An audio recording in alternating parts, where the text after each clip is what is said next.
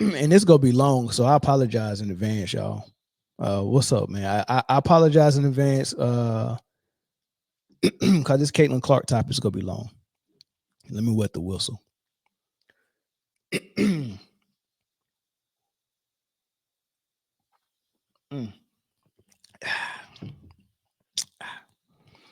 uh, yeah, this one's gonna be long, y'all. What y'all, what y'all, what y'all think about this Caitlyn Clark stuff that's going on, man, and the conversation, that's been going on. Like, what y'all really think about it? Moose mouth, Shannon Sharpe, trout mouth, Shannon Sharpe. Yeah, you're right. All right, so let's get into it. Let's talk about it. So Shannon Sharpe, Stephen A. Smith. This is my whole thing, right? This is how I feel about this whole thing when it comes to Shannon Sharpe and Stephen A. Smith. When Caitlyn first got to the league, well, let's back up all the way to the beginning. After the draft, they asked Diana Taurasi, "What do you think about the rookie class coming in?" She giggled and laughed and said, "It's not gonna be." She pretty much said it's not gonna be easy. It's not gonna be easy. You got to give yourself some grace. We all went through it, and basically, you're not just gonna come in here and just be able to take over like that. It's a grown woman's league. People playing for money. People playing for livelihood. And the media and Caitlyn Clark fans took offense to that because they felt like she was directing it to Caitlyn Clark, even though she was directing it to all the rookies. And she said they felt like, "Oh man, you saying this to Caitlyn Clark, and we think Caitlyn Clark is the GOAT. So how can she struggle in this league? She's better than y'all. There's no way she can struggle." Right? So everyone was getting on down to Taurasi for that. And she said nothing wrong or malicious. And then the league started. And she struggled the first game and they lost. And she struggled out of the first 10 games. I think there was 1-8, 1-9, maybe 2-9. There was 1-8 for sure. So that was the first 9 games. I don't know if they won that 10th game, but let's say they was 2-8, right? Centennial Football Channel said grow the sport should be the motto. We go get to that because grow the sport should be the motto for sure. However, growing the sport at what cost? And that's going to be the motto, right? At what cost, right? Because I think everyone has an idea of what they think they want to see happen, and they're using the NBA as a reference point. And I think the NBA is doing a lot of things wrong right now, which is why that league is declining. Right. So growing the sport, I mean, you gotta really think about what you're saying. Jaden said the sport has been growing since COVID. The ratings have been growing. New fans don't know that. And I agree. New fans don't know much of anything, right? The new fans only know what they saw in college from Caitlyn Clark and what they saw at Iowa, right? Remember, they're admitting that they're not here for basketball. They don't care how good the basketball is in the WA. They can care less, right? They want to see what they want to see, and they want to see Caitlyn Clark do what she did at Iowa. And anytime she is not able to do what she's doing in Iowa or what she did in college, someone's going to get blamed for it. Right? So if you do anything that looked like, it was not allowing Caitlyn to get off, then you're going to be the new person that they're going to blame. Her fans have blamed her coach, Christy Sides. Her fans have blamed Aaliyah Boston. Her fan for not taking up for her when she got pushed. Her fans have blamed Kelsey Mitchell for not scoring enough points. Her fans have blamed all of her teammates for all her turnovers, saying that the only reason why she turns the ball over is because they can't catch the ball. Her fans have blamed the commissioner and said the commissioner hates her. They said the WNBA front office hates her, and they said every female in the league is jealous of her. So for all of those reasons, and they said the referees as well as against Caitlin Clark. So for all of those reasons, that's the only reason why we don't see her averaging 30. And that's why her team didn't win a game in the playoffs. So everyone's to blame. Caitlin Clark is perfect. She's done nothing wrong. Everyone else that does anything that they don't like is to blame. Right. So so with that being said, when they first start having this conversation, this girl is not playing well. Her team is 2-8, and everybody wants to know why, and everyone has an answer. The reason why she's not winning and the reason why she's not looking good is because y'all are playing her 94 feet on defense. Y'all playing physical defense. Y'all pushing her. Y'all intimidating her. Y'all being bullies on her, and that's the only reason. So now, since y'all are doing that, and we can't see Caitlyn cook, we're going to cook y'all on our platforms. We're going to call you jealous. We're going to call you black, LGBTQ. We're going to call you all these names and say that's the reason why you're jealous of this girl that is straight Catholic. Some say pretty. Some say straight. Some say white. I don't know what she identifies as, but all of these things they're saying, this is why y'all are jealous of her, and this is why y'all playing defense on her and playing physical, right? And I disagree. I think they just, if they would have been around the league more than 3 seconds, I mean, they just got here since they've been around the WNBA since since breakfast this morning, right? That's how green they are, and more than half of them have admitted, and I've showed you some of their comments where they're admitting things like, I've never watched basketball. This is my first time watching basketball, and I'm only watching because of Caitlyn. Right? These are the type of comments you see on their Caitlyn Clark support, or fan pages, and certain Twitter and a lot of social media. Right? They're admitting, I don't know nothing about the WNBA. I don't know nothing about college basketball. I don't even know anything about basketball. But I like Caitlyn Clark, and that's why I'm watching. Right? And these are the people who are trying to debate with you about basketball related topics. And then on top of not knowing basketball, you don't know the WNBA and how physical this league has always been. And when you see the physicality, and by your own admittance, you only watch fever games. So if another player was getting the same type of physicality that Caitlyn Clark was getting, how would you even know it if you're not watching no other games? So you're calling things racist, bias, jealousy, and all the players are getting that smoke in the WNBA. All the players are getting that same smoke in the WNBA, not just Caitlyn. Not just Caitlyn. They're all getting that same smoke, right? So we get to the part where now they're debating the jealousy part. And Stephen A. Smith and Shannon Sharpe is telling Guma K and Monica McNutt that the WNBA, it started with the hard foul from Kennedy Carter when Kennedy pushed her. Now, mind you, don't forget, her and Caitlyn got in a tussle or a little tussle the play before that. So now Kennedy is pissed off, and she goes and bumps her after the play. The ball is not in play. The ball is getting inbounded, and she bumped her. It's nothing new.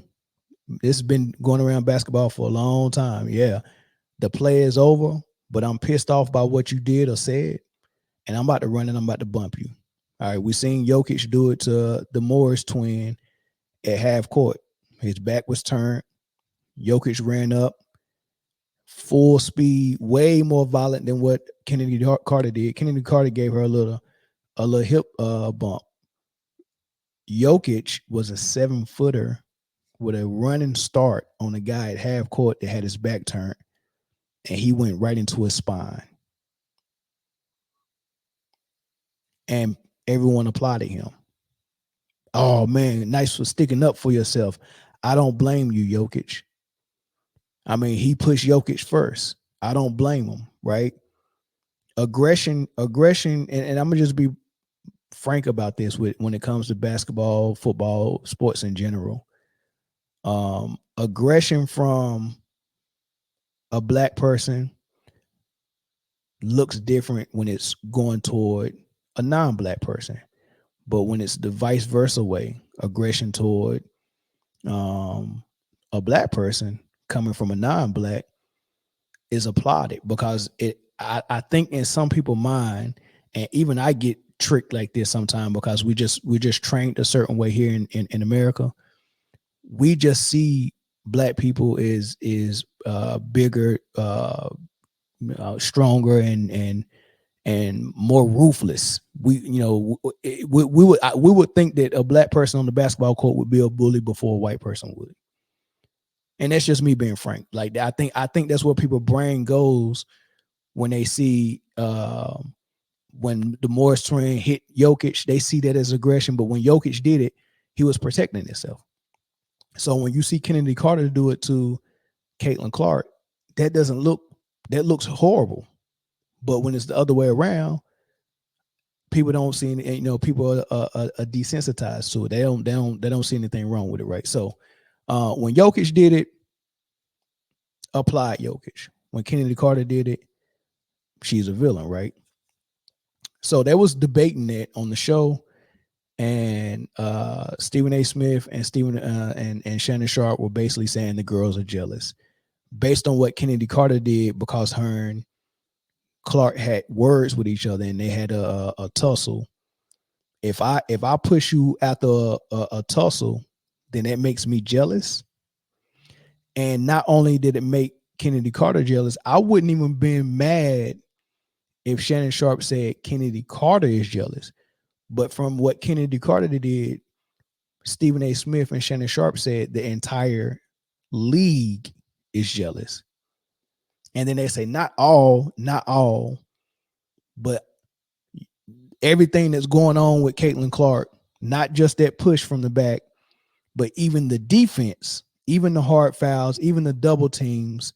You remember the girl that was shooting free throws and she had 2 free throws. She shot the first one and then started playing defense on Caitlyn. They say even that is jealousy.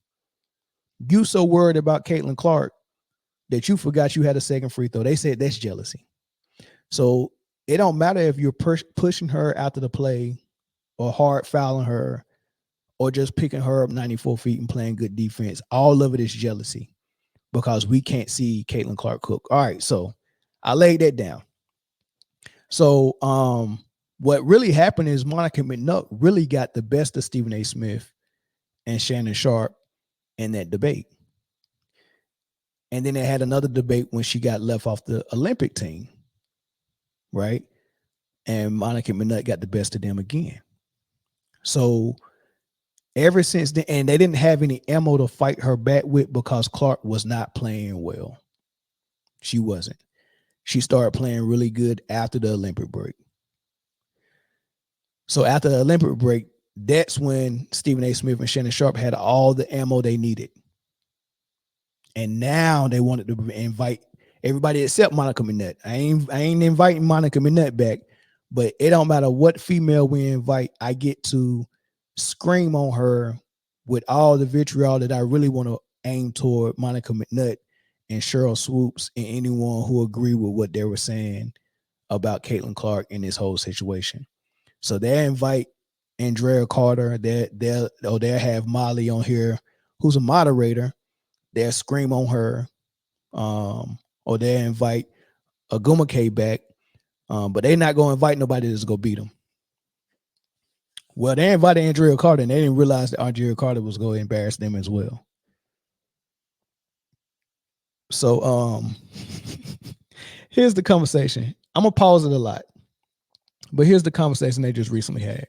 And you got to catch the slickness because I just laid down to you that this whole thing at the beginning was about Kennedy Carter hard foul.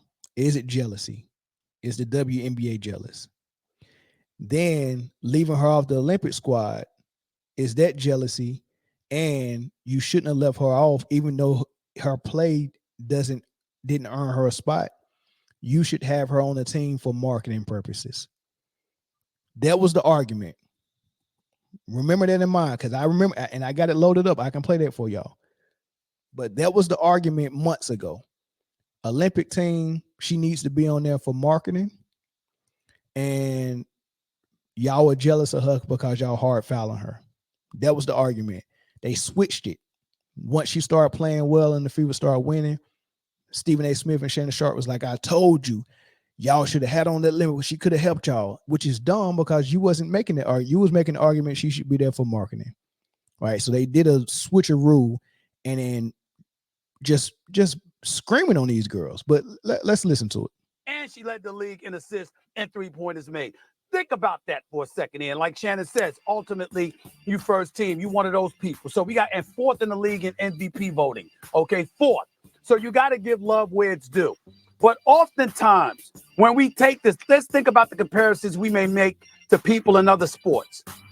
People, when they talk about boxing, Andrea, Shay, Molly, they'll say Muhammad Ali was the greatest. Now, Floyd Mayweather might dispute that. Sugar Ray Leonard might dispute that. Marvelous Marvin Hagler, if he was still alive, God rest his soul, might dispute that, along with various others. But the reason why in the public eye, Ali was the greatest was because of the adversity. It's not to compare one to the other, because I'm not trying to do that. I'm simply pointing out that what goes on outside the court, the field, the ring of play per se, matters because your mental becomes incredibly important. Now, in society in this day and age, we paid more attention to the mental, more so than never before. Naomi Osaka and various others having to deal with what they've had to deal with. In some cases, some people succumbing to that stuff. This girl didn't do that. She elevated.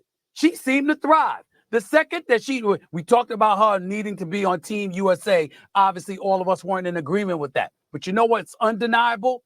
She's been better since the Olympic play was over because she got that much needed rest. She got snubbed. All right, so I'm gonna pause it there. I'm gonna take notes, right? Stephen A. Smith just said she got much needed rest, right? I want y'all to remember that. She got much needed rest after the Olympic break. And then you heard Shannon Sharpe in the background say because she got snubbed. He's really mad. He can't wait. He waiting his turn because he's about to unleash, because he's been holding this. He's been pent up with this anger since Monica McNutt got on them months ago and embarrassed them. Right? The whole internet, oh man, Monica McNutt, blah blah blah, did this to Stephen A. Smith and Shannon Sharpe. The whole internet was championing her for that. So they're embarrassed. They're trying to save face. They're trying to get their lick back. So I mean, just imagine, like the females haven't even spoke yet. I can see if they had already said something that Shannon really disagreed with, that he couldn't wait to come out and say, but he don't even know what their opinion is right now. And he's already teed up, ready to go because she got snubbed. Okay, how she get snubbed? Now he's saying she got snubbed when before they were saying she didn't deserve to be on there basketball wise, but y'all should have brought on there for marketing. But now she got snubbed, right? Stephen A. Smith said much needed rest, right? Those words are going to come back. In fairness to Andrea, she got that much needed rest going from college to the pros, not having any rest whatsoever, got a breather, got a chance to take a breath and churn that second engine to a degree. And what has she looked like since? She's looked absolutely marvelous, regardless of whatever noise has been out there. So when you show that you're able to perform in the face of adversity, to me, that is the true testament to greatness. And that's why we're looking at her and we're saying greatness is on the way. All right. I don't know what the adversity was other than just regular defense. Physical defense, yes. But regular defense, this is a defense that's been normal in the WNBA. Their physical brand of basketball in the WNBA. They still play outside. They still play in the post, and they still use big men. They still allow some physicality. It's a really good basketball brand to watch. I like the WNBA. It's really good. So outside, when has defense been adversity? Right? What's the adversity that she's getting other than Cheryl Swoop saying, "I don't think she's what y'all saying she is"? That's it. That's adversity. That's not adversity, right? He brought up Muhammad Ali, Osaka, and he might have said Simone Biles. I don't know. These are people who have won at a high level. Caitlyn has yet to win at a high level, not college, not NBA, not WNBA, not yet. Hopefully she will win something, but she's yet to win. But you're bringing her up and putting her in the Muhammad Ali thing, and the adversity that Muhammad Ali met was, hey, we want to draft you to go to the army. And he said, my religion won't even let me do that. I'm not going over there to fight Viet Cong. Viet Cong ain't never done nothing to me. And they said, well, if you don't go fight, we go strip you of your belt and ban you from boxing. Okay, so be it. Stripped him of his belt. He was banned from boxing. That was his way of life. That's how he made money. That's how he fed his family. They took that away from him. That's adversity. Stepping inside the basketball court and they playing defense on you is not adversity. I'm sorry. It's not adversity. And this comment here, I would cash app you $25 if you can show me the 3-inch press on nails that was on the basketball court. Because I've already looked at it. As a matter of fact, I can pull a picture up and show you what no daggone 3-inch nails. I mean, it's very easy, man. Like y'all just run with narratives for no daggone reason. I mean, I can show you her post game interviews with what nails she had on.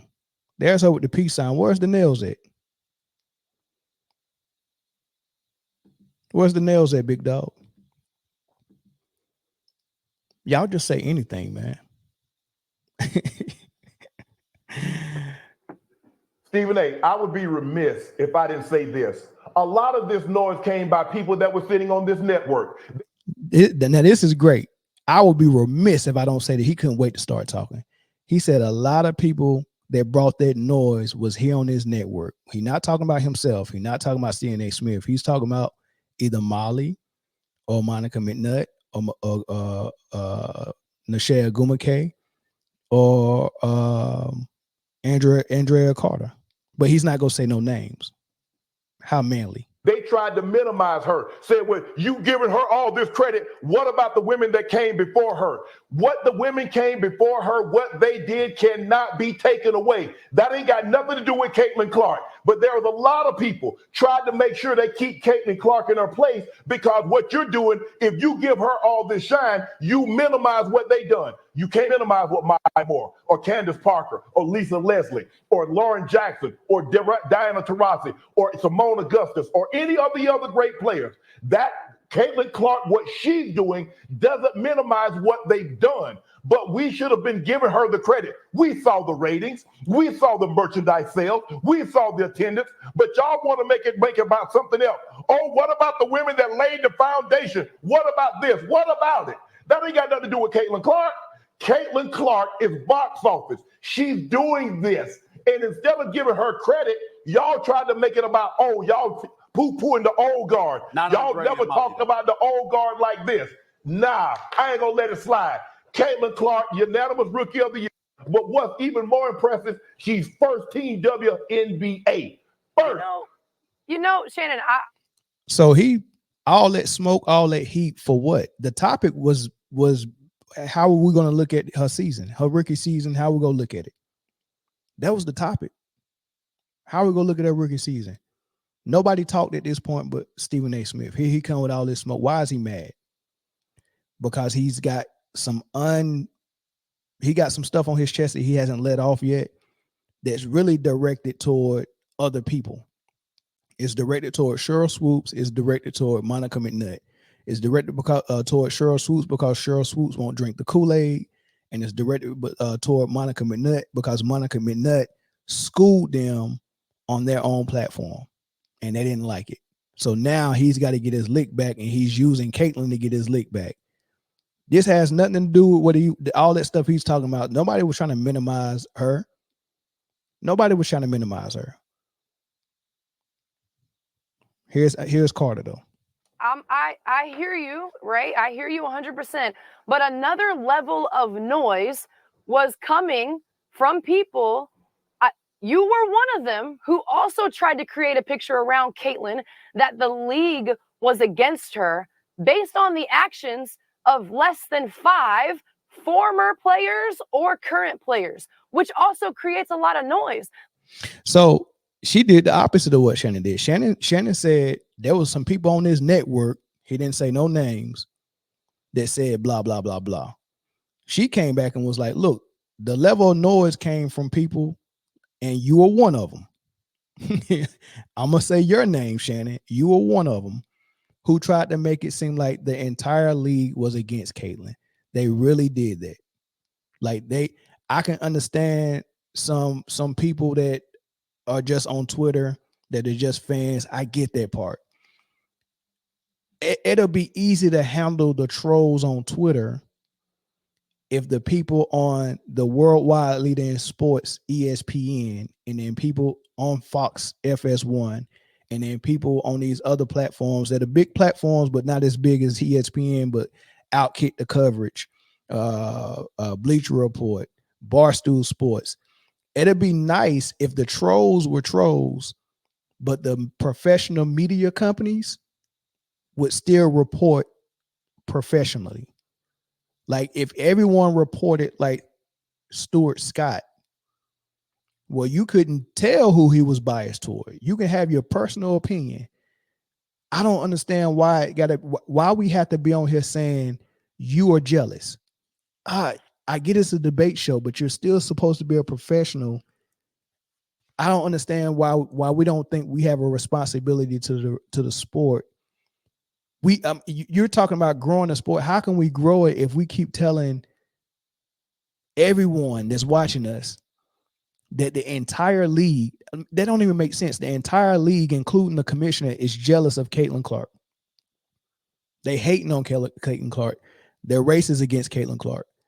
And all they're doing is competing, playing defense, hard fouls, and being very competitive with their physicality. That's part of the game. But if I play her physical, I gotta turn around the next morning and hear Stephen A. Smith and Shannon Sharpe shouting like females, talking about how jealous they are. Like that's really tough, man. I'm trying to do my job. Like they're paying me money for whatever team I'm playing for because they want this team that I'm leading to win. And then you put me against a team led by Caitlyn Clark, and I gotta guard her. What do you think they want these girls to go out here and have on their mind, all right, when I pay Caitlyn Clark, I gotta remember that she brought millions of eyes to the sport and they came to watch her play. So I need to play her, but I don't need to go 100%. Because if I go 100%, she might not be able to get her 30 points. So I need to hold back a little bit. They want all the girls to play with one hand tied behind their back and still play and play Caitlyn Clark while she got two hands. That's what they want to see. And then when the girls come out there and get very competitive and be like, oh shoot, a million new eyes is watching. No one probably know my name. That means they probably don't know how good I am. I'm about to show them. I'm supposed to be one of the best defenders in the WNBA. I got Caitlyn Clark tonight. What you think I'm gonna do? I'm gonna show my whole entire tailbone. That's what you're supposed to do. But what they're saying is everything that you've been taught from elementary school, middle school, high school, college, professional, as far as competition and being competitive and being hard nosed and tough and playing with physicality and playing through physicality. Forget all of that when you face Caitlyn Clark, you're supposed to hold back and not do all that stuff because she's supposed to be the savior of the league. So you gotta give her like you gotta guard her different than you guard everybody else. Like we saw during the All-Star game, the league and the players in this league like Caitlyn. They enjoy Caitlyn. They had so much fun with Caitlyn. So there was noise created from every single was pointing the finger directly at you. Because I'll no, not me. I'll come to your defense about that. But let me also make this a point. You're not entirely accurate with what you just said. Because guess what? Whether it was Shannon, whether it was myself, we didn't paint a picture of the entire league. What we said was there was noise out there emanating from some. And those folks were very, very loud and conspicuous with their dissent towards things involving Caitlyn Clark. See, this is the issue. They won't say no names. They keep saying there are folks out there. Now Carter said that y'all are painting a picture like the entire league is against her and the entire league is jealous. They was like, nah, we're not saying the entire league. He's saying there was a select few folks that was out there, but they were loud. Okay, who? Like, we can get somewhere with this conversation if you just say a name. When Andrea Carter was talking, she said, Shannon, you were one of the people who said this. I can put a name to it, and now we can address it. But when you make blanket statements, first of all, when you make blanket statements, you're making it seem like that's either the majority or it's all. All right. So when she comes and say, when y'all say all of the WNBA is jealous, that's not true. Oh no, we wasn't saying all. Okay, so now we got that part right. It's not all. So who is it? There's a select few, and they're very loud. Who is louder than ESPN? Because when I see the worldwide leader in sport, ESPN, and the face of ESPN is Stephen A. Smith, and his sidekick is Shannon Sharpe, I hear them the loudest than I hear anyone. How can anyone be louder than them two on ESPN? How can anyone be louder? So the support for Caitlyn Clark is louder than anything else, right? Trolls on Twitter is very low level. Sheryl Swoops don't even have a platform. These are tweets. And the trolls on Twitter are trolling her. So how high does the Caitlyn so quote unquote hate go? Sheryl Swoops is the highest it goes because the support went all the way to the White House when she lost against LSU in the championship, and Joe Biden's wife said, well, maybe we should invite the losers to the White House this year because those girls played their heart out. So the support goes all the way to the White House. The support goes all the way to ESPN, the worldwide leader in sports. Stephen A. Smith, Shannon Sharpe, who got the one of the biggest podcasts outside of Joe Rogan and some other big wigs. Those are who's louder than that? Sheryl Swoops louder than the White House and ESPN and Shannon Sharpe and Stephen A. Smith. Sheryl Swoops is louder than them and Twitter trolls. That's what he wants us to believe, and he's still not saying no name. When we pointed that out, we said why. What was the necessity for it? Because a rising tide lifts all boats. This woman is box office.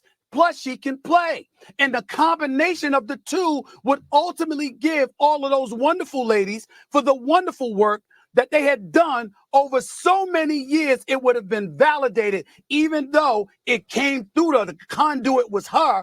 Ultimately, it stood to benefit the collective whole. And rather than some out there accepting and embracing that, they resented it. And how do you accept and embrace it? That's what I want to know. Right? Because if we're talking about the basketball players, they're playing defense on her. They're being physical. They're being rough. They're intimidating. Yes. They're talking trash to her. Yes. That's been something they've been doing their whole life. They didn't just start doing this. So you can't say anything that happens on the basketball court is not embracing it. Explain to me how you supposed to embrace Caitlyn Clark, where she's supposed to raise all tides, or the tide raise all boats. Like you're saying all these things that sound good, but tell me how in practicality, how does that look? What does it look like?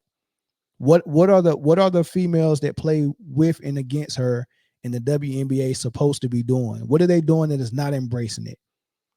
Because only thing I can hear is Cheryl Swoops, Angel Reese saying that it's just not one player that brought eyes to the sport this year. It's multiple players, including Angel Reese, right? They're saying that that's not embracing Caitlyn Clark. Like, that's bad. That's a bad thing to say that. Right? That's the worst thing. That's the worst thing you can say about Caitlyn Clark is, oh, it's just not Caitlyn Clark. It's a lot of people that's brought eyes to it. So you're saying that's the worst thing she got to deal with is someone saying it's not just Caitlyn Clark that brought eyes, and Cheryl Swoop saying it's just not Caitlyn Clark that brought eyes, and Cheryl Swoop saying that she didn't really break the record because it wasn't no. I mean, whatever the case, whatever she said in high school or about the college record, that's the worst thing. Nobody cutting her head off and putting it on George Floyd body while he had that the knee in his neck, saying that this is what we want to happen to her. Nobody emailing her and saying the N-word to her and calling her a B and saying I hope someone chop your head off. Nobody doing that. The White House inviting you after you lost. ESPN, FS1 analysts going on there saying Angel Reese don't have a right to cry. Don't cry now. You can't cry. You wanted to be the villain. Don't cry. You can't cry. Dave Portnoy going out there and saying calling her a stupid B after she did the John Cena to Caitlyn Clark, called her a stupid B on Twitter. A well-known newspaper calling the whole South Carolina team dirty debutantes and thugs.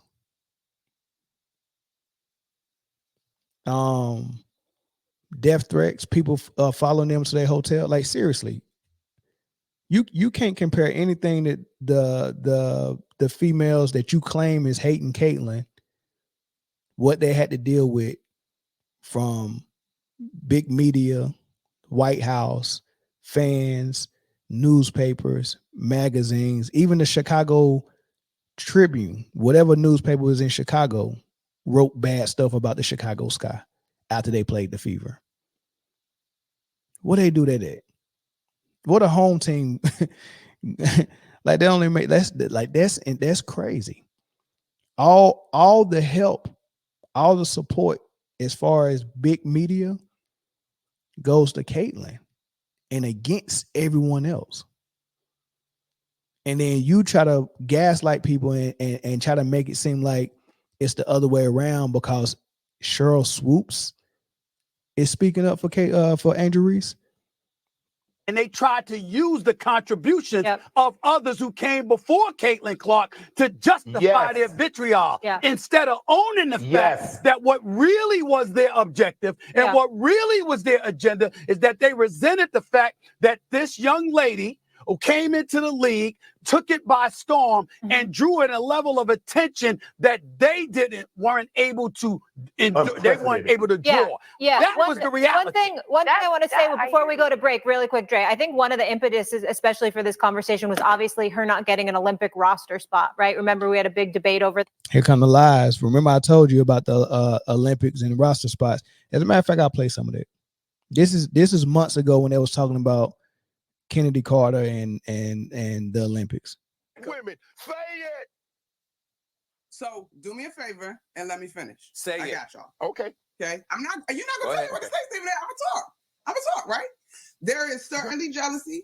There's certainly a reason to prove yourself. But if it is as bad as you all are now perceiving it to be, this team is 11 games in, and this is the first time we're having a conversation about a non-basketball play. If it is as lethal and as nasty as the media has come to portray it, all I'm saying is Kennedy Carter, her behavior is not indicative of the entire league. And the blanket statements are where this thing is going. Let me finish. The blanket statements are where this thing is going left. There are a ton of women in this league that are going to compete at a high level and be good sports in this thing. This is new territory for everyone involved. As far as the Matt Barnes and the Uncle Shannon conversation about getting into fights and altercations, you mentioned Angel Reese. Angel Reese has always had her teammates back to that degree. Aaliyah Boston has been walking this thing out with Caitlyn Clark closely. I know that her teammates love her and appreciate her, but if it is not who they are to jump up and start a fight, then maybe they can't afford to lose game checks potentially, y'all. A game check in the NBA is what we're talking about in terms of salaries overall in the WNBA. So I think I would like you guys, and we all should do a better job of having a conversation with a little bit more nuance. We all agree Kennedy Carter was wrong. We all agree there's some jealousy, but to your point, Stephen A., there is jealousy. To your point, it is still a prove-it league. What has been frustrating for those of us that have covered the league for years, you can go back to Candace Parker's rookie year. There's tape floating around on the internet. There has been physicality and welcome to the league moments. So this is the conversation that came about based off the foul from Kennedy Carter when she pushed it in the back, right? That's that conversation. And you heard at the beginning, Shannon was trying to force her to say the women are jealous. Like they got in a big drag out knockdown argument because Monica Manette was telling them, no, hard fouls has always been in the WNBA. That foul that we seen Kennedy Carter do on Caitlyn Clark, we've seen that time and time again. As a matter of fact, that same week, Alyssa Thomas pulled Angel Reese out of the air and slammed her on her back. Like, hard fouls exist. Unnecessary roughness exists in basketball and in the WNBA. It's just that now that new eyes are here and they're seeing Caitlyn getting thrown to the ground and stuff like that, and they don't want to see it, they're calling it jealousy. Monica Manette is saying, look, man, I've been in this league for a long time covering it. Y'all just got here.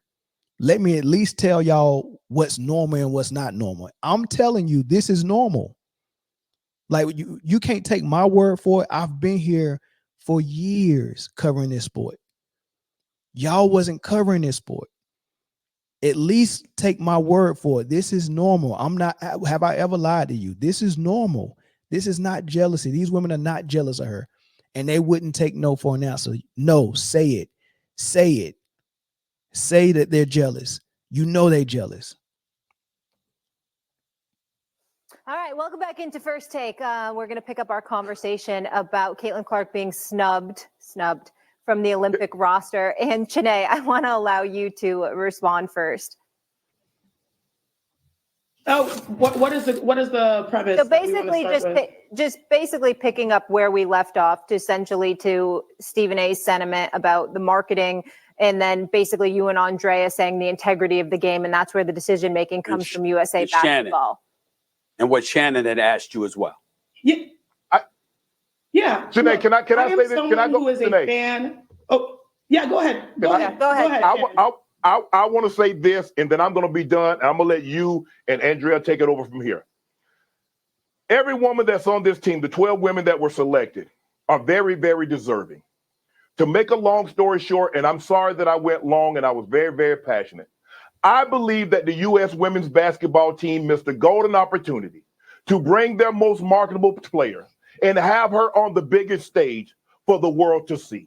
That is my only point. I'm sorry that I was passionate and I brought a lot of. Remember, he just said that. He said that was his only point. That this was months ago. That the Team USA missed the opportunity to bring their most marketable player, not their best player, not their top 5 best player, not even their top 8 best player. Bring their most marketable player, which is debatable. Bring their most marketable player for the world to see. He said that was his only point. Listen to how he switched and lied 2 days ago. And he was trying to make it seem like that his point was something else. That was she deserving of it? Was it more the marketing, the hype? And here's what I'll say, and I know, Andrea, that you agree.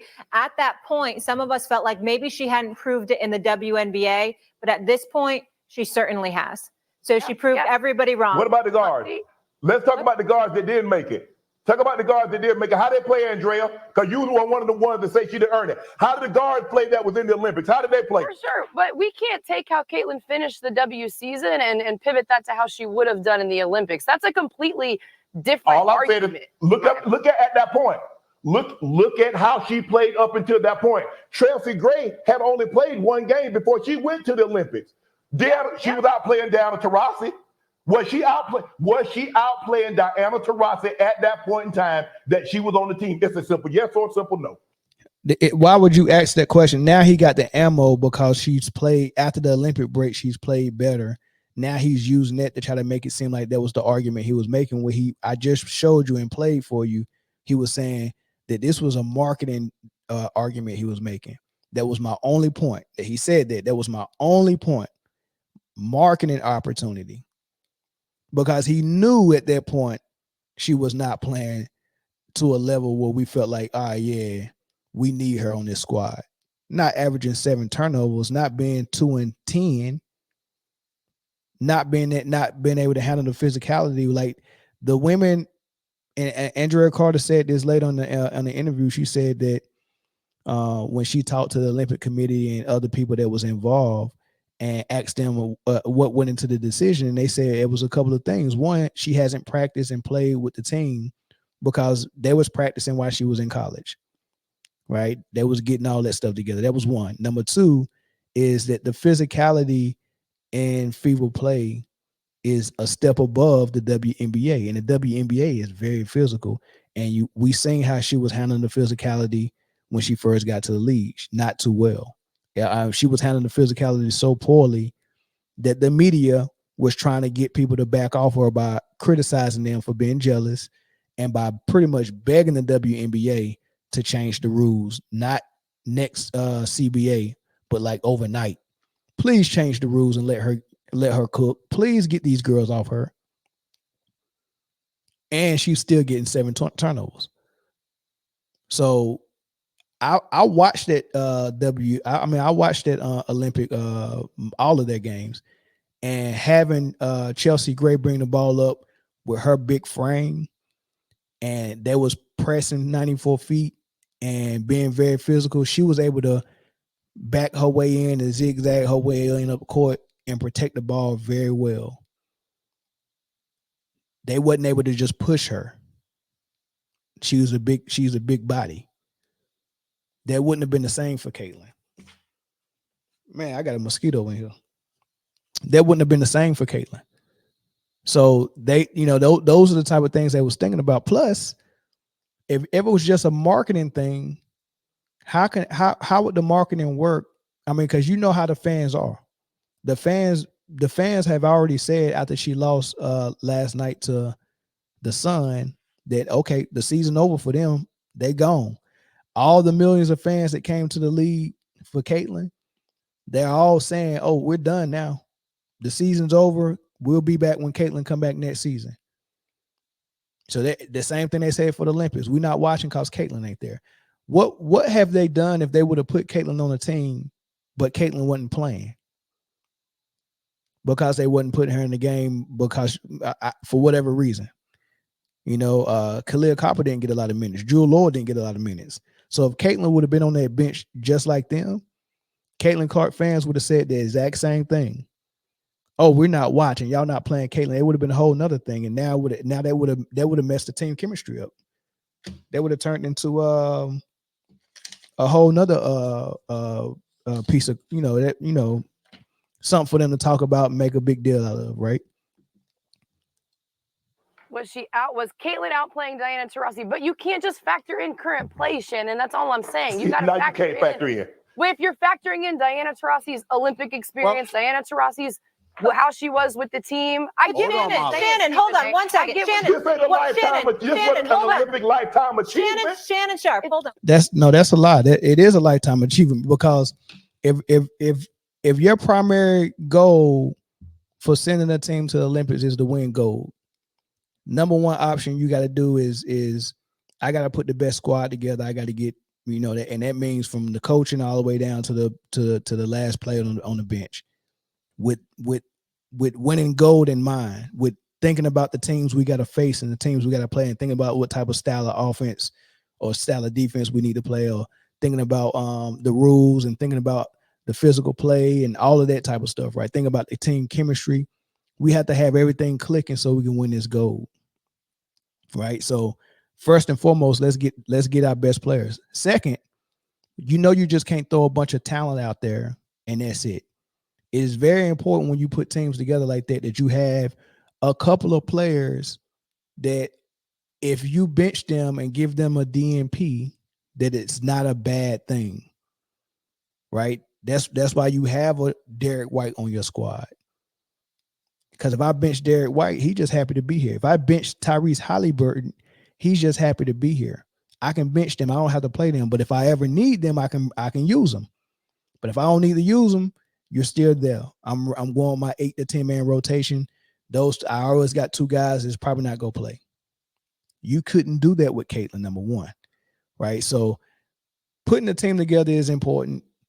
Having the right people on the roster is an important, when it comes to roles and all that stuff, versatility and all that. But also more important is that what was I'm losing my train of thought. If you put a player like Caitlyn out there, she's never played in the FIBA before. All of this stuff would have been new to her. She could have came out there and looked very bad. Then what? All this marketing you're talking about. And that's not the goal. The goal is to get gold. I want to get gold. I'm not bringing someone out here to market them. I'm not bringing nobody out here to grow the game. You can keep talking about Michael Jordan all you want to. Oh, they brought Michael Jordan because he was the most famous player in the NBA, but he was also the best player in the NBA. So they needed him for basketball. They keep lying to everybody saying that they put the dream team together because they wanted to grow the game. No, the hell they put the dream team together because they kept losing, because they used to send college students out there and they was getting beat. They put the dream team together to go out there and beat them down. Give me the best, right? That's why Michael Jordan was on that team, not because they was wanting to grow the game. That was something Nike wanted to do. But the committee that put the team together was thinking about how can we get this gold back that we lost. They're lying to people when they say that it's about Michael Jordan went to the Olympics because they wanted to grow the game and he was famous. No, he was the best. We can't keep comparing Caitlin Clark to Michael Jordan and Tiger Woods and Serena Williams and Tom Brady. She's not that. She's not the best in the league. She's the most popular, but we've had popular before. Jeremy Lin Sanity was popular. Yao Ming was popular because he had all of China, and China was huge. Yao Ming was never, as long as the voting system was the way it was back then, Yao Ming was always going to be an all-star and a starter because nobody can outvote China. Nobody can outvote China. China got so many people over there. Nobody can outvote them. Yao Ming was in that all-star game every year. They had to change the way they do the votes because Yao Ming was the starter every single time over Shaq. So we've seen popular before, but popular is not the same thing as best. Michael was the best. Caitlyn's not the best. Aja Wilson is. And Nafessa Collier is right behind her. And then if you want to talk about guards, you got to talk about Ionescu. You got to talk about Khalil Copper. I might can give Caitlyn the edge over Copper, maybe. I don't know, but she's just not the clear-cut best guard in the league. So she got competition for her top 5 as a guard, but as a player, Aja Wilson, the big still run this league. Aja Wilson and Nafessa Collier is light years ahead of everyone in the league. It's not even close. Nobody's close to them. But all the guards is close. You got Jewel Lloyd, you got Arike in Dallas. Arike is, man, you got Arike in Dallas, you got Caitlyn, you got Copper, you got Ionescu. You can throw Plum in there a little bit. Yeah, but it's, and then you go have my girl from Connecticut next year, and then the year after that you might get Juju. Like, it's crazy, but the big still run the league, right? But to the Diana Taurasi point, you also need vets on teams like this too. Someone who's been there before. Like, how the heck can you make the point that Taurasi is old and Caitlyn outplaying her, so put her out there? How is Caitlyn going to help them as far as experience? The experience you lose with Diana Taurasi as far as leadership, as far as how many times she's been over there to win the gold, you know, how much basketball she's seen. It's the same reason why LeBron was important for Team USA. Everybody younger than him. LeBron, Steph, and KD was very important. I don't care who was playing better than LeBron. The experience is what it is. That's why it was important when Kobe showed up, even though it was also in basketball important because he was still the best in the world. But you can't replace that experience. So that Shannon Sharpe showed how dumb he is when he say, "What about the other guards? What about Diana Taurasi? Was she out playing Diana Taurasi?" Dude, the experience you get with Diana Taurasi is irreplaceable. One second. What we're saying is you guys were right. That's what we're saying. You no, were right. Molly, you did not say that, Molly. No, I'm saying no, That is no. what you said. You That did is not. what you That's said. not what you said, Molly. What are you guys That is not what you said. I literally just brought it up. You were talking about. You were talking about us. You were talking about folks making the point that, excuse me, at the time that they had picked the Olympic team, Caitlin Clark didn't necessarily deserve it based on her play on the court. When the point that Shannon and I was making at the time was that, wait a minute, in the end, there are people that have ended up on Team USA for reasons other than just their elite play at that particular. So Stephen A. Smith has been honest. He said at the time, yeah, we weren't making an argument that she should be on the basketball wise. We're saying that there's other people who got on teams that it wasn't about basketball. Particular moment in time, she was a everybody whiz. Right. And she was everyone right because she is a marketing whiz and she did it on the court. That's what I'm saying. We were saying, no, Molly. So you were ahead of the curve. You're not listening, Molly. You're not listening. I'm talking about your point, Molly. Your point. And I'm explaining it to you. At the end of the day, we were making the point. Do you want to promote the league or not? And people like Andrea and others were resistant to that playing a role in somebody making the roster for Team USA. And we were saying, hell with that. You want to promote the sport. You put that girl up in there. And people were appalled at that notion. Of course. Why wouldn't they be appalled? Yeah. So, and I think you can have the disagreement on that, but Stephen A. is being honest. He's saying, okay, what Molly and what McNutt and what Andrea Carter was saying is that, listen, primary goal is to put a team together to win gold. And what Stephen A. Smith was saying, and he's being honest about that right now, that he was saying that Shannon is not being honest because Shannon's trying to act like he was making a basketball point when he clearly wasn't. Stephen is saying, I don't care about the gold because you're going to win it easily anyway. You've won gold 30 straight years. So you're saying you're going to win gold anyway. Take Caitlyn with you so you can market her. And what the females were saying is, why would that be a priority? Is that we've never just brought a person so we can grow the game. We've never done that. We've always went over there to try to win gold. We've never had it in our mind that we want to market a player so we can grow the sport. And then furthermore, Carter said, I don't even understand how her going over there will grow the sport. Like, how is us going over to France and bringing Caitlyn with us going to make people watch more WNBA? Right? Because last I checked, a lot of people was watching WNBA this year, and she didn't go to the Olympics. You're bragging about all these records she breaking. Looked like the WNBA was doing fine without taking her to the Olympics. So this grow the sport, like no one has ever explained to me how the sport grow by taking her to the Olympics, especially if she's not going to play, which brings another problem. So if we take her Now we got one hurdle. All right, she made the team. We taking her over there to grow the sport. Now what? Now you got to play her. What? Now we got to make basketball decisions to be able to market her. That's the problem.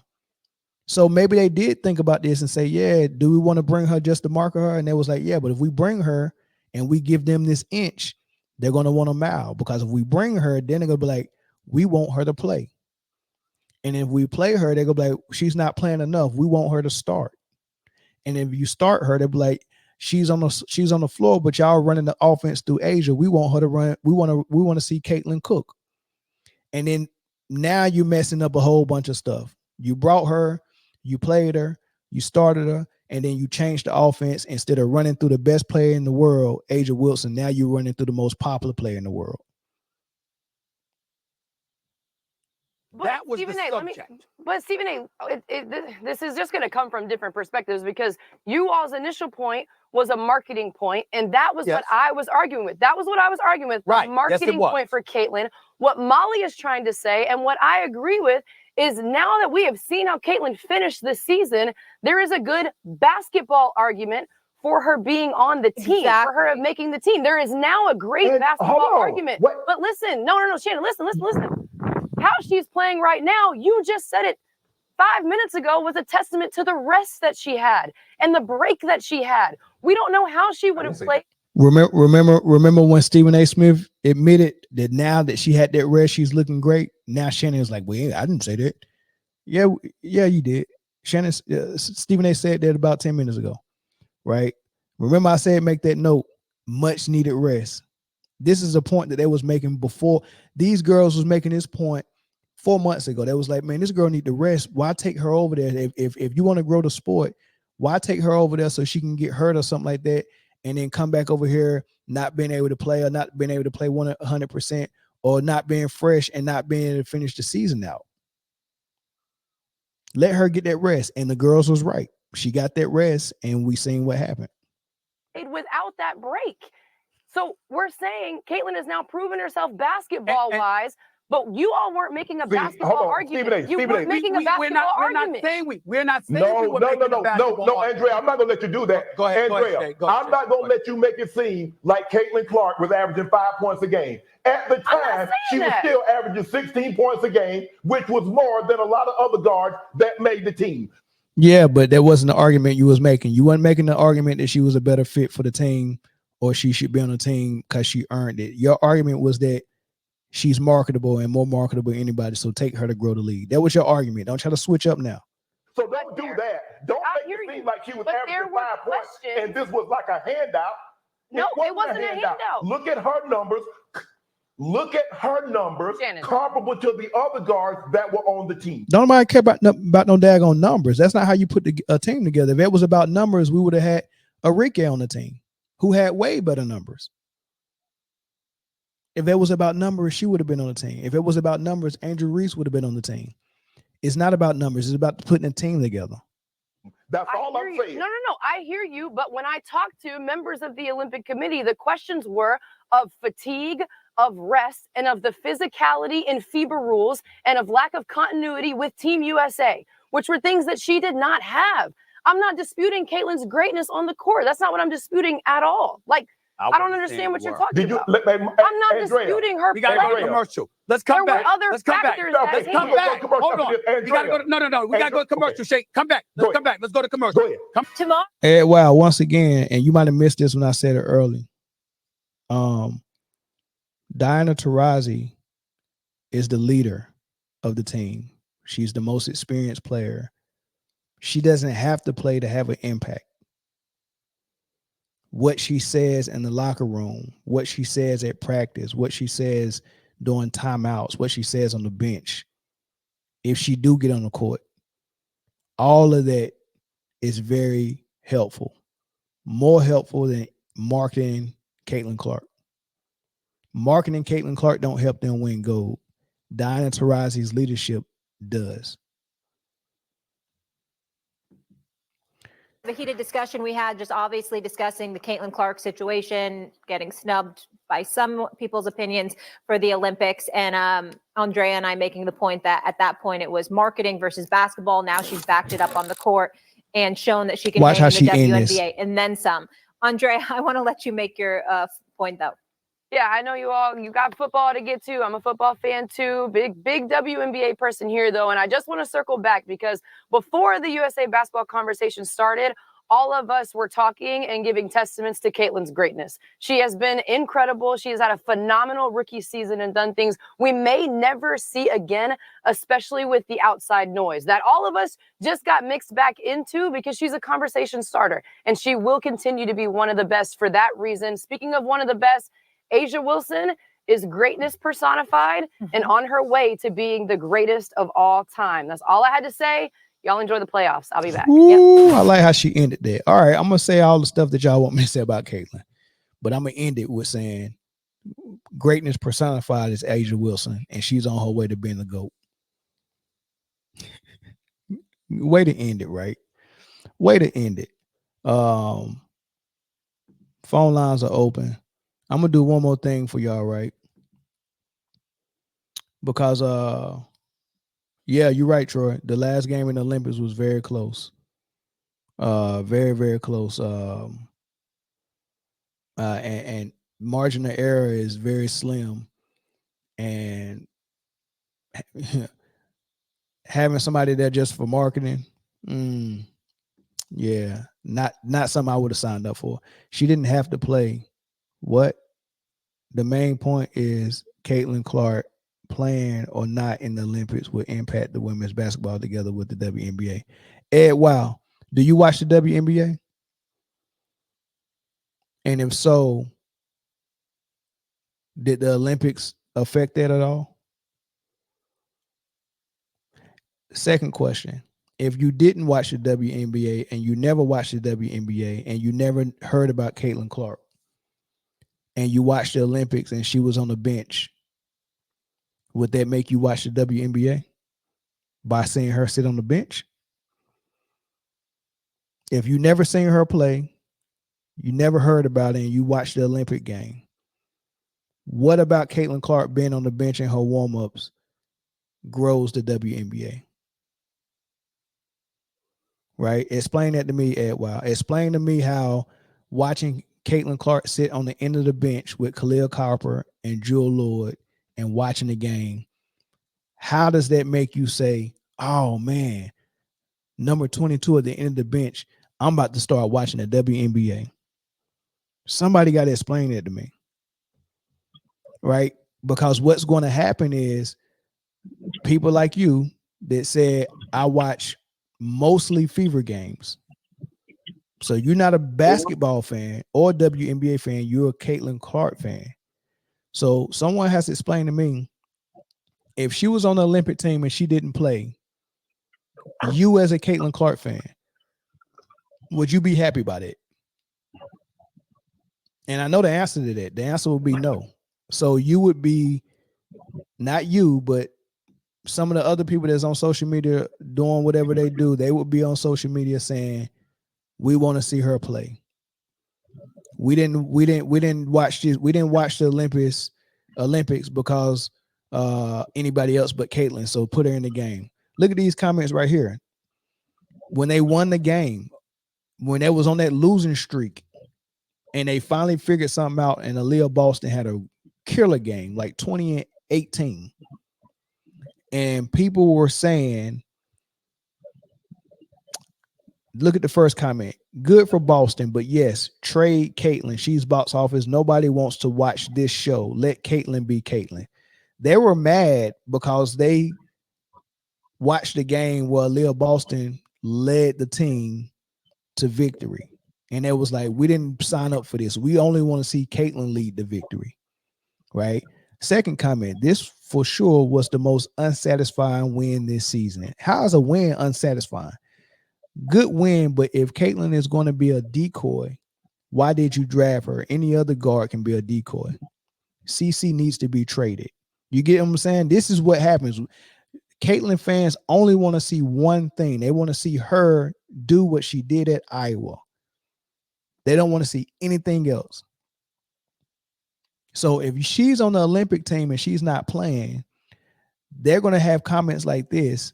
They're going to threaten to boycott. They're going to threaten not to watch. They're going to complain until they get her on the court. And then when they get her on the court, they're going to complain even if they win, because if Caitlyn is on the court to be a decoy, then they're going to complain. Because if you think Boston led them to victory, you dang gonna know that Stewie, Asia Wilson, and Professor Collier was gonna lead the victory. They was not going to be running no offense for Caitlyn. The offense was going to be ran through those top 3 players, those MVP candidates and those MVP winners, not Caitlyn. So her fans would have been complaining once again. Caller from Missouri, what's up? Hey, what's up, Bill? My first time calling. Truly appreciate your show. I want to give a shout out to your panel, especially a LeBron James fan. I'm being really honest when I say this. He's probably the most balanced view LeBron James fan that I've ever listened to on any type of podcast or any type of panel. So I want to give a shout out to him. I think his name's Eric. Yeah. I might be. It's very, very, very balanced, and I appreciate that. I appreciate everybody. But this comes off so hypocritical with Shannon and with Stephen A. First with Shannon, the thing that I don't like is, you know, when Westbrook had 18, 7, and 7 with a high volume of turnovers, he wanted to sit up there and ridicule the man. But now Caitlyn Clark, you know, at the time, 16, 5, I think 8.5 assists, but damn near 6 turnovers, and he don't even mention her turnovers once. Facts. But he screamed to let her cook, but nobody was screaming to let Russell Westbrook cook. That comes off hypocritical. But we all know that Shannon already has a bias for white women and not for anybody black, unless it's LeBron James, who I think is really Michelle in the video. But that's neither here nor there. But she didn't deserve any type of Olympic recognition, nor did she deserve any All-Star recognition. That first half of how she was playing very, very in over her head. The WNBA transition was different from college basketball. She needed to learn what the difference was. It was very physical. Everybody knows NBA basketball, whether it's women or men, is more physical. The college, there's a learning curve. And she was struggling with that learning curve. Nobody should just give you anything. You must earn everything that you have. Correct. Some of the reasons why LeBron James didn't get selected to the All-Star team in his rookie season. Why? Because he was shooting under 40% for the better part of his rookie season into the latter half of it. Because he only shot, 41% to end the year? Nobody was going to give a rookie that's shooting under 40%, you know what I'm saying, an All-Star, no matter how much the hype is. You know, Jerry Stackhouse scored 29.6 points one year, but shot under 40%. He wasn't in no MVP voting. Right. He shot like trash.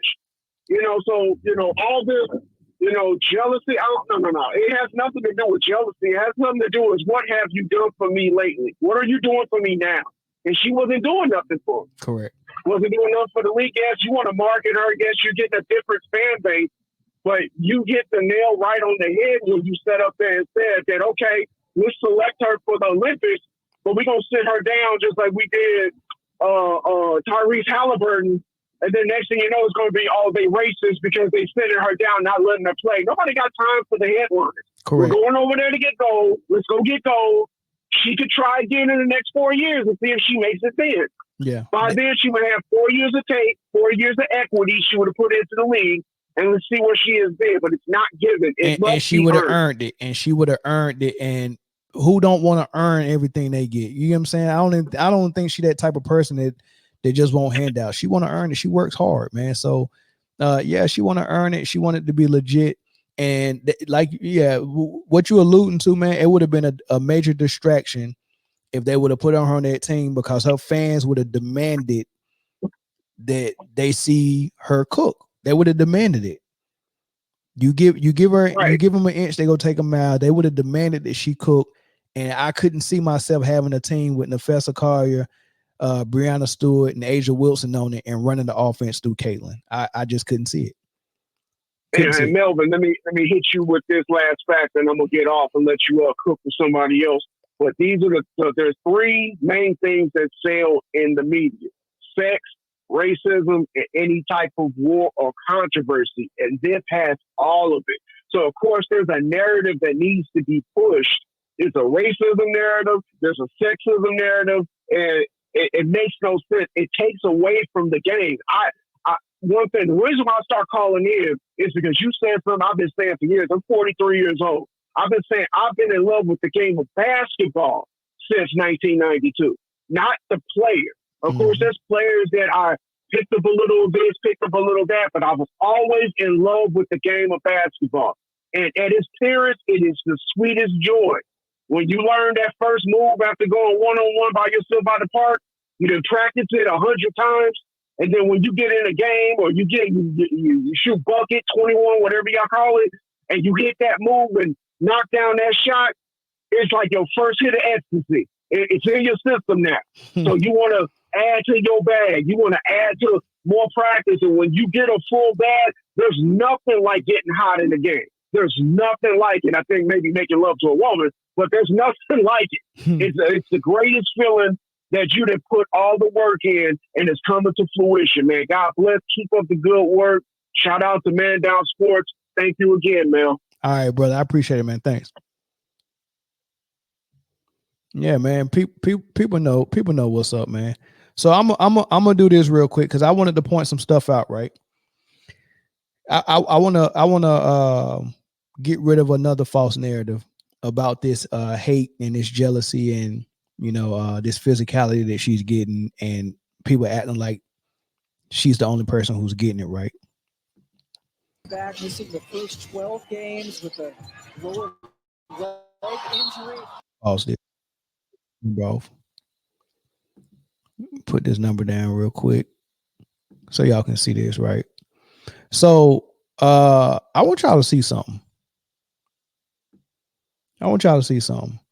This is in the playoffs, right? So game one of the playoffs where Dejanay Carrington, at what looks like an accident, poked Caitlyn in the eye when she was contesting a 3-point shot.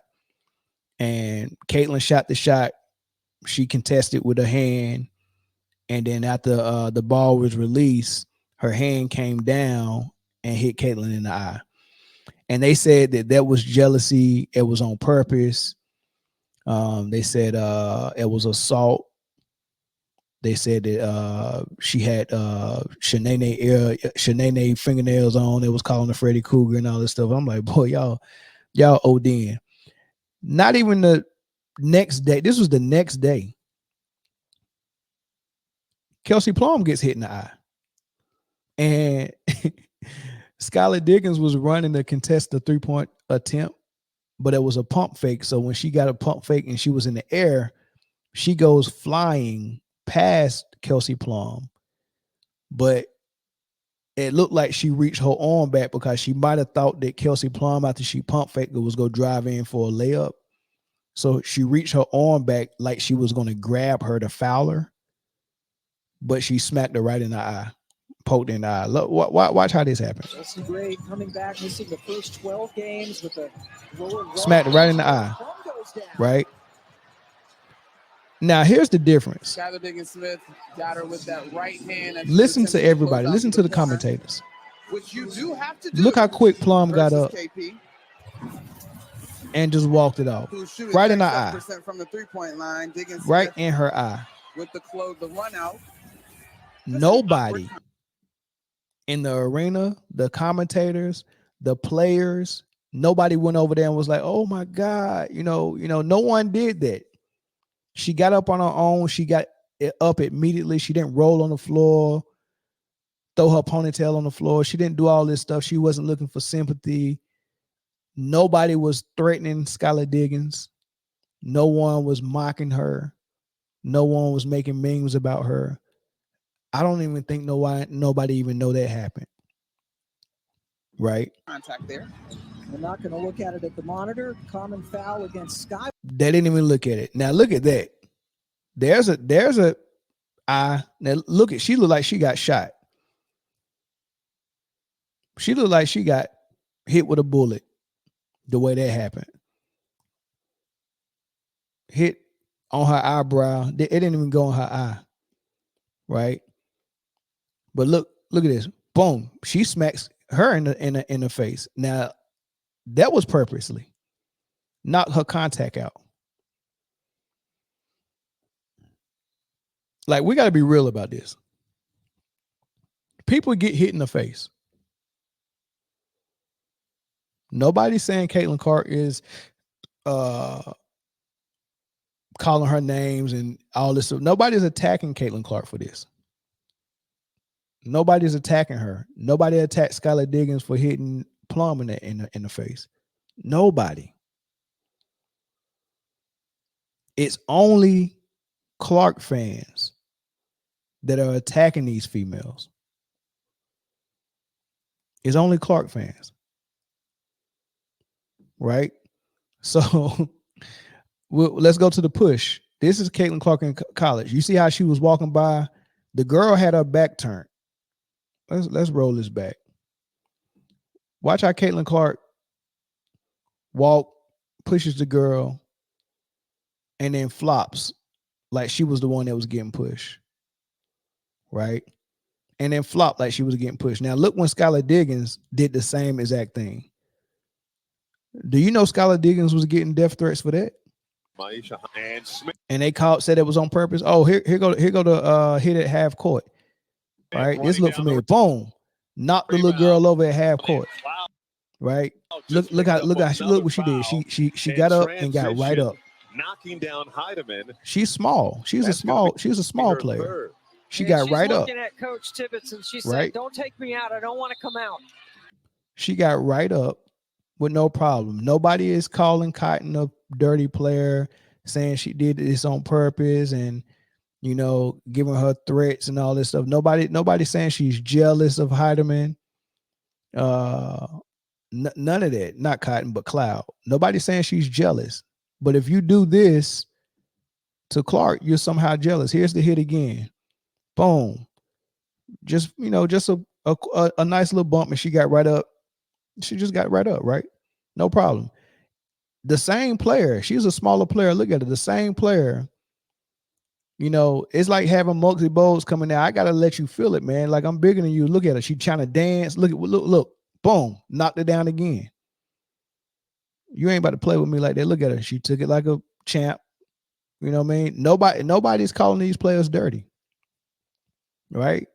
But look when Clark got hit the same way at half court. Look how she flew and flopped and then just spinned out. You know, just make it seem like she got assaulted. Like, it all looked like assault when the response is like that.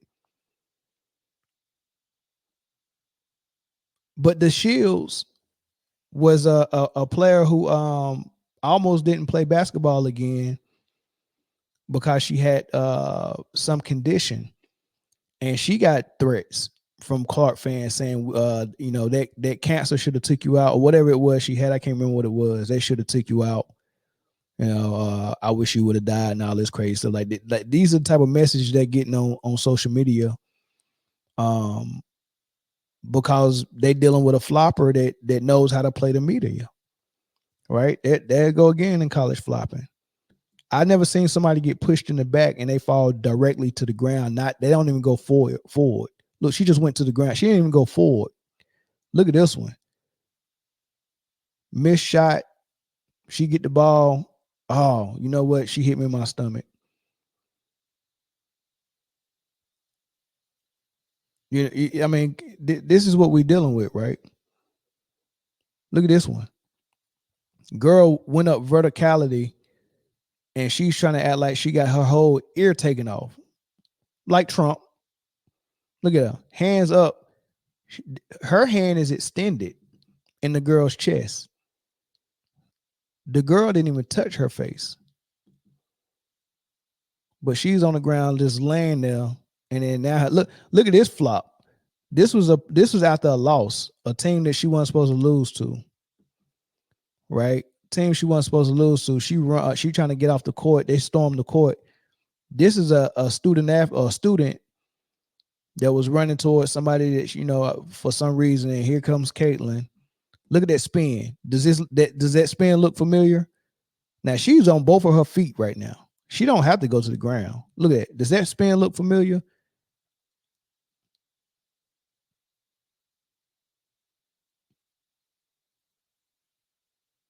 Come on, man. This what we dealing with.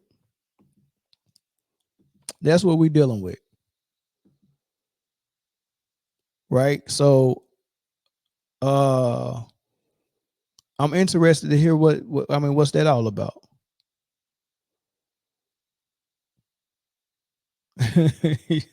And while I said her hand came down, of course it came down. Everybody hand come down when they contest. You think everybody just contest like this and then come down and then slowly bring their hands down like this? You think that's what happened on the contested 3? No, people contest and then the hand comes down and it hit in the face. And then what about Caitlyn when she was getting the physical defense on her, she flopped. That's that Draymond Green thing. That's how he hit when Draymond Green hit Yusuf Nurkic in the face. He's trying to get somebody off of him, and he flops his hand back to hit in the face or to whatever. But they try to make it seem like it's an accident. Draymond Green is famous for that. That's what she did. Knocked her right in the daggone face. Right? Knocked her right in the face. Come on, man. It ain't nothing the same. Similar, yes.